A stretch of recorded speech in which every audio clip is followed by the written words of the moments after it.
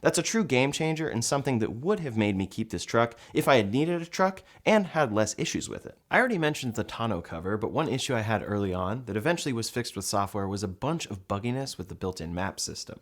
It would constantly mess up my positioning and end up recalculating my route. On top of that, directions were super weird. Build-wise, I did have a couple of unfortunate alignments and some random loose things around the exterior of the car. The R1T had a couple physical recalls when I owned it, but luckily their mobile service was able to come out and fix them for me at my house. The closest Rivian service center to me is in Costa Mesa, which at the wrong time of day could be about 2 hours one way, best case scenario about an hour, so I'm glad I didn't have to go in for those. The biggest issue I had though came with some weird notifications on screen, and that did require the truck to be towed to Rivian service. The truck would pop up with error message occasionally saying vehicle battery issue, service truck soon. This is clearly pointing to the main high voltage battery and is not something you want to see on any EV.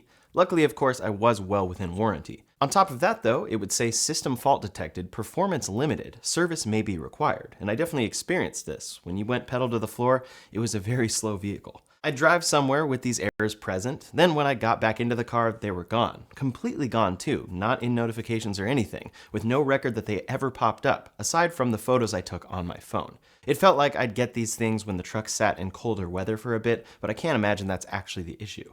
Eventually, these were popping up more, so I scheduled Rivian service, but the first available appointment was over 3 months away, which I personally think is unacceptable for any vehicle. Maybe they have a priority system in place, but for errors like this, 3 months is extreme and an unfortunate downside of buying a car from a new company.